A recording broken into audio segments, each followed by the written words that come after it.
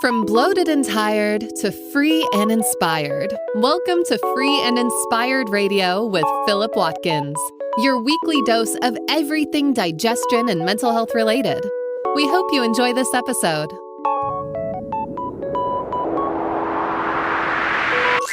Here is your host, Philip Watkins. Yes. Hi there. Welcome to another episode of Free and Inspired Radio. I'm your host and naturopathic practitioner, Philip Watkins, and I'm grateful to have you with us today. If you're new to the show, well, the title says it all. It's all about feeling free and inspired and exploring the many different avenues you can take to get there. Whether it's deep dives on digestion and mental health solutions, or guests who offer their own stories and answers, I hope I can be the type of guide you can rely on to unlock the agency you have to reach your own mental and physical competency. Let's get started with what's coming up on today's episode. Coming up on this week's show. Welcome. Another episode 14 to be precise. In this episode, we ask the question, what is leaky gut? And why do you need to know about it for digestive and mental health? Now, the title really just says it all. I remember walking through an airport and seeing the caption, "Do you have leaky gut?" on the front of Women's Health magazine and smiling as if it seemed finally that these terms have crossed over into the public vernacular. And of course, this was actually when we could fly. As a side note, shout out to all of my peoples living in the snow dome of Hong Kong right now. We can't leave. It's like the Truman Show. Anyway, enough of that.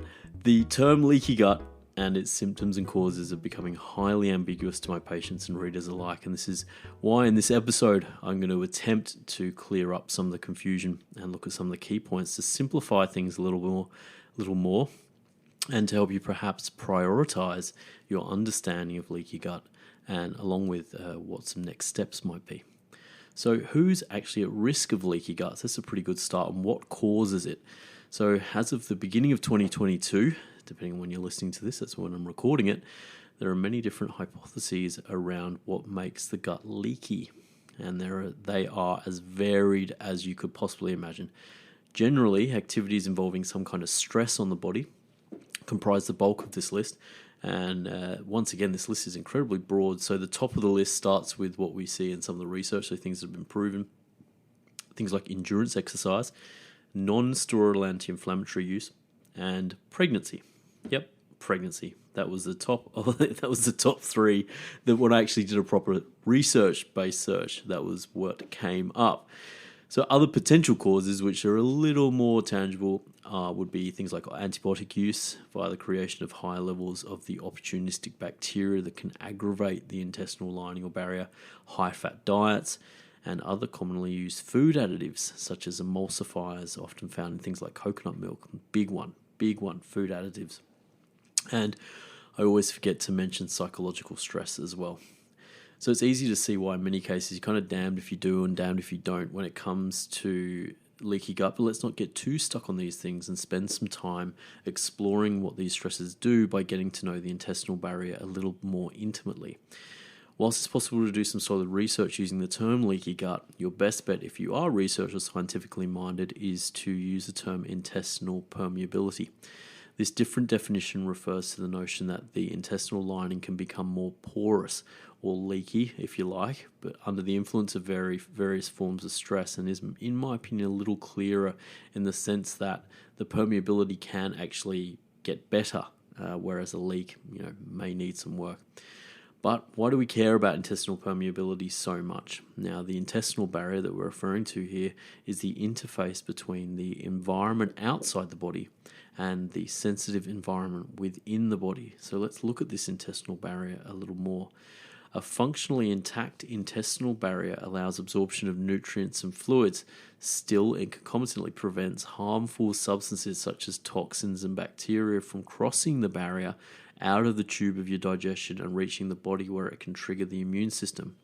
The barrier itself is made of a few different layers or components Now, the first layer consists of active parts of the immune and digestive system that produce antimicrobial substances that protect the lining from being colonized by undesirable organized crime like opportunistic bacteria that can come through the consumption of food or inhaled in the sense of things like mold. So I'm sure if you've listened to some of the episodes, the other episodes of Free and Inspired Radio, you would have heard of some of these immune and digestive components, but for the sake of the people who haven't or are new to the show, welcome. These components include things like bile, which is secreted into the small intestine from the gallbladder, gastric acid, so that's produced in the stomach, pancreatic juice, secreted into the small intestine from the pancreas, and other forms of bacteria that have a probiotic or think positive effect against these undesirable forms of bacteria. Now, a microclimate containing water, mucus, and immune cells within the intestinal lining strengthens or further strengthens the intestinal wall's physical barrier. And here we see higher quantities of bacteria-fighting molecules and immune cells again, such as an immune system component you would have heard of previously, secretory IgA. So that's an immune marker that we see in comprehensive stool exams that you can get tested. Circulating and keeping guard, these are very, very important immune cells so that once again, undesirable species of bacteria don't form colonies on the lining, breaking down the barriers to the bloodstream. So maybe you're actually seeing a bit of a theme here. The main aim of a lot of the components that build up the intestinal barrier is to stop undesirable bacteria forming colonies on the lining and then causing the inflammation that can lead to this increased intestinal permeability. So the body is taking various measures to stop this from happening, which may actually give you a clue of how important it is. Consider that this microclimate that we just mentioned's primary purpose is to protect the sensitive epithelial cells within the final layer of the intestinal barrier. But wait a minute. What are epithelial cells? I think that's a good question and essential when we look at how intestinal permeability forms. So let's take a little left turn and talk about epithelial cells for a second. Epithelial cells are similar cells bound closely together to form the lining of many body surfaces. Just think of bricks on a wall. You're not going to use different types of bricks. You're going to use the same type of bricks, and that's very similar to how epithelial cells are. So you can find epithelial cells in the digestive, respiratory, and urinary tracts, and the glandular system, and the brain, which will be important soon. But here's a sneak peek of where we're going here. Intestinal epithelial cells that get inflamed or infected can initiate an immune response via increasing inflammatory cells that attract the appropriate immune cells to the problem site. So I'll just say that again. Epithelial cells that get inflamed or infected can initiate an immune response via increasing inflammatory chemicals or cells that attract the immune system to where the problems are. So whilst they're considered the most sensitive part of the lining of the intestinal tract, epithelial cells also secrete their own antibacterial substances to support the work of the layers we've previously discussed. And we're going to be coming back to this later. And just remember that I mentioned that epithelial cells are very heavily concentrated in the brain as well, and it all makes sense. First, I think this might be a good time to take a little bit of a break, gather our thoughts, and when we return, we'll deepen our understanding around the lining, the epithelial cells and their contribution to this and its composition, and so it's clearer from where these links are coming. Whew, that was an intense bit of information there. I hope you stay with us, and we'll be back with more of Free and Inspired Radio after the break.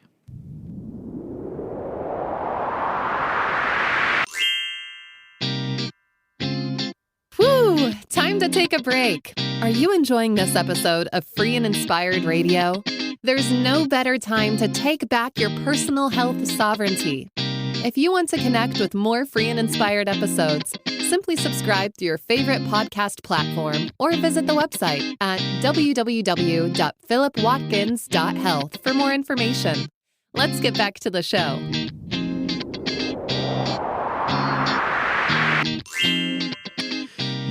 Yes. Welcome back to episode 14 of Free and Inspired Radio. Thanks for hanging out with us here. We're doing an introduction to leaky gut and the journey of leaky gut and why you need to know about it when it comes to your digestive and mental health. How did you go with part one? I think I was trying not to put it together too technically. I hope it wasn't too technical. The majority of the time, I think I get it right. But if it is too technical, let me know in the comments and reviews, because the aim here is for you to learn about how this works, not to be caught up in jargon and fancy terms and all that kind of stuff. So if you feel like you want more explanation, if you feel like these are a little technical for your understanding, let me know. Let's get back into it. In part one, we looked at some of the structures of the intestinal barrier, and we introduced epithelial cells, where a lot of the interface between the digestion and the bloodstream occurs. And this is where we're going to pick up for part two of the show today. So there are 3 different pathways where molecules can cross from the intestines into the bloodstream, and 2 of those pathways are managed by something called tight junctions that regulate what passes through the bloodstream and what doesn't. These tight junctions are the link between the epithelial cells. So if you're thinking about a brick wall, think about the mortar between the bricks. And here you have the tight junctions. Consider them, or at least metaphorically, consider them similar to immigration at the airport, where molecules queue to gain permission to access the body, if that helps.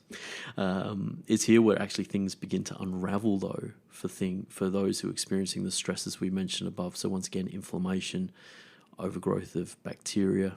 These are the types of stresses that can break these tight junctions down. So currently there are a few reasons why the tight junctions within the intestinal lining can become more porous, although it seems more work is needed on the research front to confirm this. Even though if you're involved in natural medicine, the concept of leaky gut, is old as can be, but if you actually look into the research, it still needs a little bit more clarification in its understanding, if that makes sense. The proposed godfather of leaky gut, or at least the first person to identify the process of the loosening of the tight junctions in a lab, is NIH head Alessio Fasano, or at least I think he's still the head of NIH. And he states that one of the breakthroughs in intestinal permeability was the discovery of a molecule called zonulin.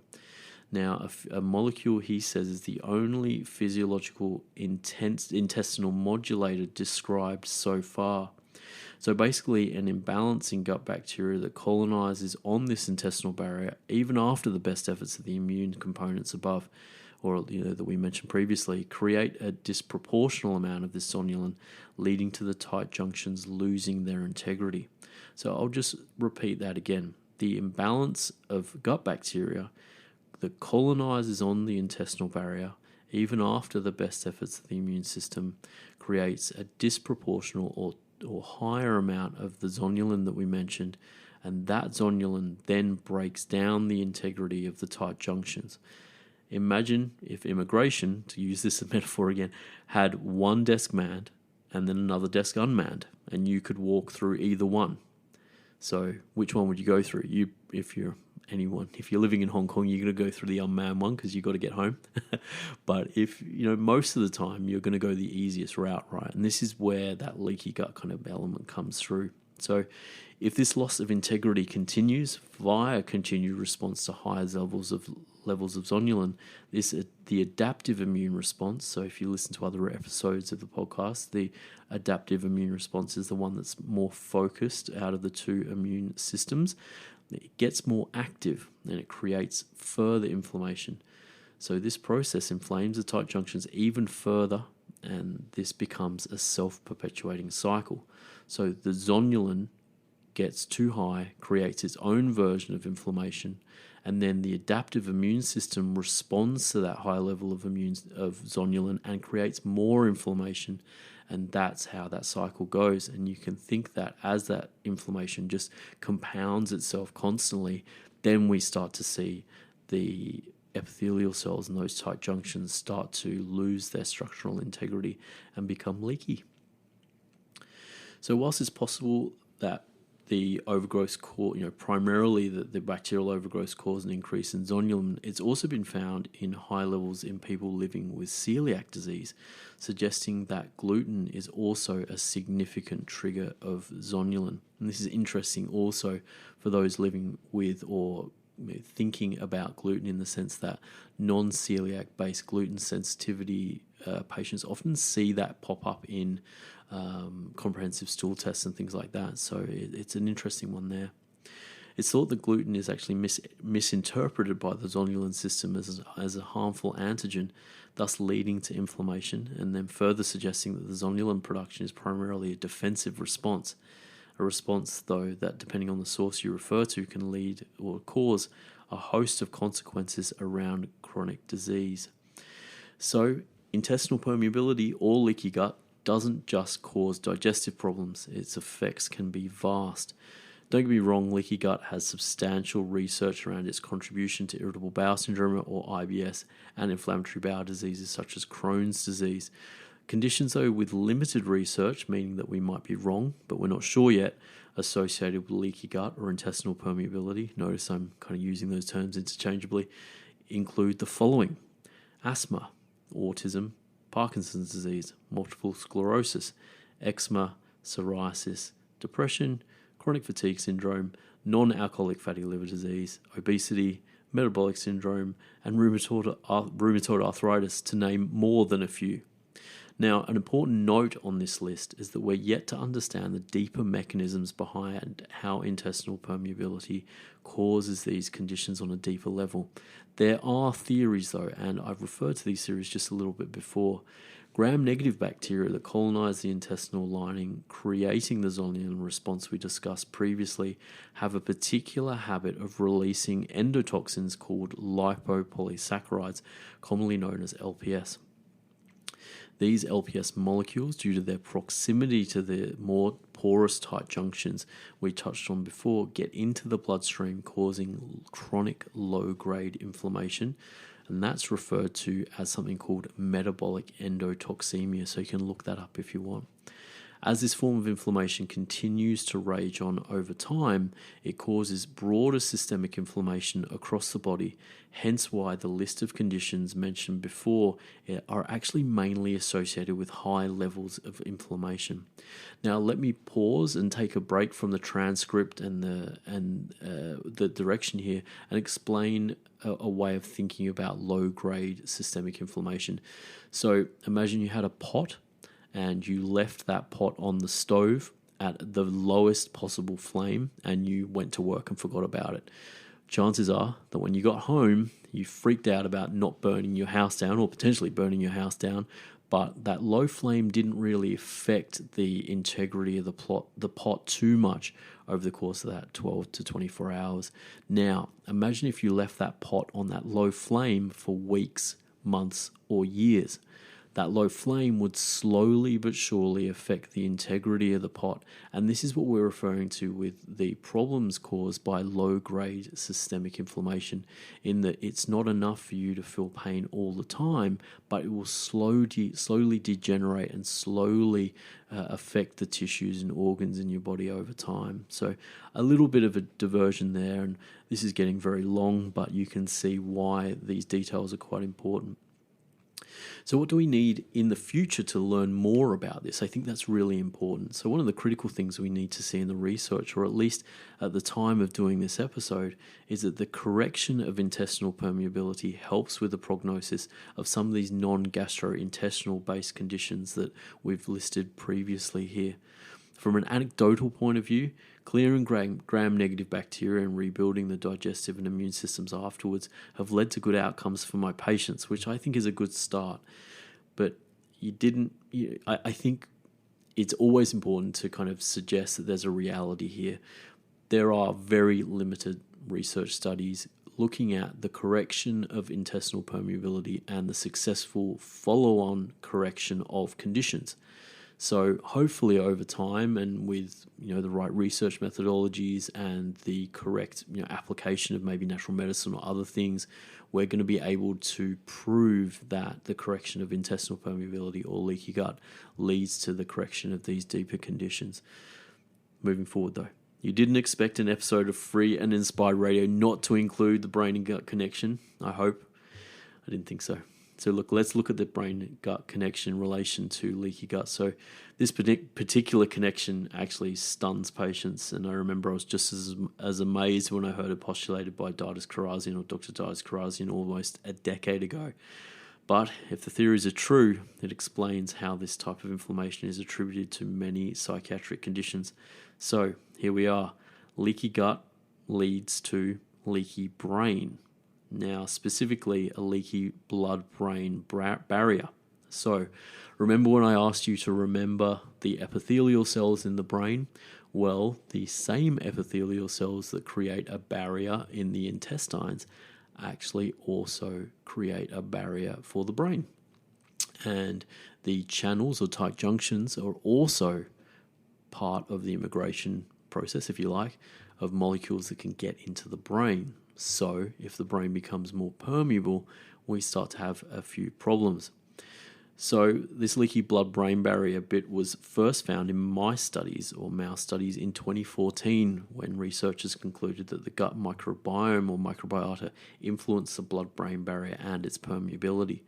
A further discovery launched the concept further when researchers realized that small bacterial molecules such as the LPS molecules that we mentioned previously can leave the intestinal barrier and travel to other body sites, including the brain, causing more inflammation in the process. As an extension to this, I remember an article I read on Science Direct where they were doing autopsies on Alzheimer's patients, and they were, I guess for want of a better way of describing it, kind of chopping their brains in half. And they were finding these bacterial molecules that we just mentioned in the brain, or evidence of them in these patients. So it's a pretty crazy thing. But if you're a regular listener to the show, you'll be used to me telling you this, that this subject, or leaky brain that we're talking about, very much deserves its own deep dive and its own episode, and I'll definitely be doing so. But to express the importance of leaky brain, the scope of mental health conditions such as depression and neurodegenerative disorders such as MS or multiple sclerosis and Alzheimer's disease is the tip of the iceberg when it comes to this leaky brain concept. So, what is intestinal permeability, and why do you need to know about it to solve your digestive and mental health problems? That was the question of the episode, right? Suppose these theories we've discussed in this episode are accurate, in the case that we may be looking at the origin story of a large proportion of the chronic illnesses that people in our modern society are living with. Not just the mental and digestive ones or oriented ones that we focus on for you, our listener, in this show, but more. I mean, diabetes, for example, or obesity or arthritis. I mean, these are things that people live with on a very large scale. Furthermore, whilst we haven't explored the solutions much here, natural medicine has the tools and testing facilities to gain a quantitative and personalised intervention. Now, I mentioned next steps in the beginning of the show, and some of these next steps would be something you hear me recommend a lot, which is to go and talk to someone about it. Go and talk to someone who's seen thousands of cases of leaky gut, for example, and get some testing done. You can see evidence of leaky gut in low secretory IgA that pops up in comprehensive stool analyses. I know the GI map does zonulin levels if you're interested in zonulin, and that's going to get a deep dive episode as well, because zonulin is incredibly interesting.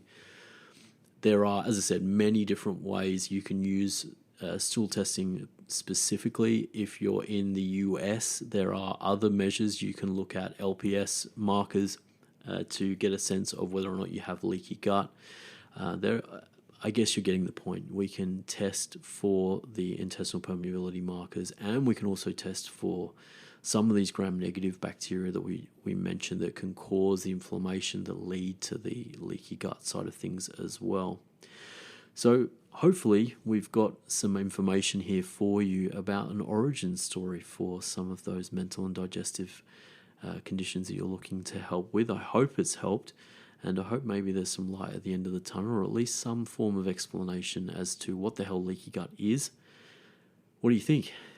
I guarantee, once again, this won't be the last episode on intestinal permeability or the leaky brain stuff. And I guess as a sneak peek, I remember sitting in a conference in 2019, and I did one of the sessions was with a really cool cardiologist, and he was like, leaky gut, leaky brain, but what about leaky heart and leaky lungs? And he spent 60 minutes scaring the hell out of a lot of us around how these epithelial cells, they line some of these other organs, and they can have their own problems with permeability.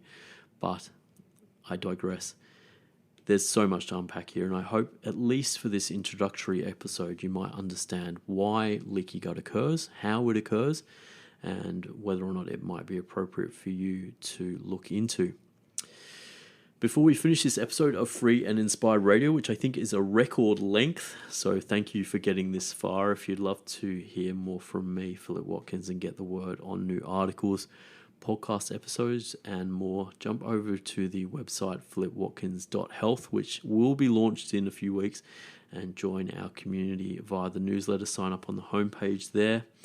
You'll be able to see the transcript for the show, as well as at the same place, where you'll be also able to see the references that I've used to create this episode, which on last count, I think there were 22.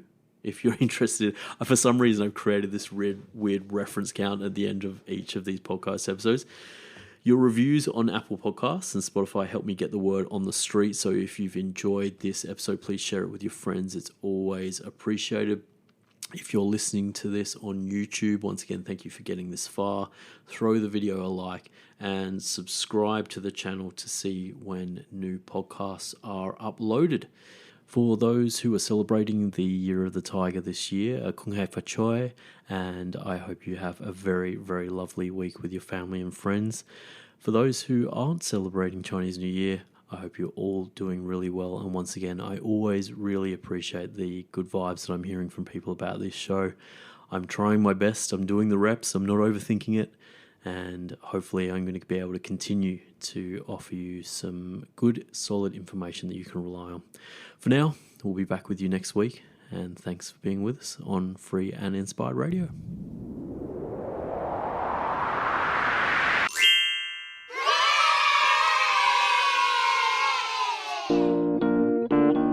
Oh my gosh, you made it to the end. This show is all about you, and we hope you finished this episode feeling one step closer to feeling free and inspired. We'll be back next week, but if you want to know more about Philip, please catch a digital flight to www.philipwatkins.health for further details about how we might be able to help. In the meantime, have a great morning, afternoon, or evening, and we'll see you for another episode next week.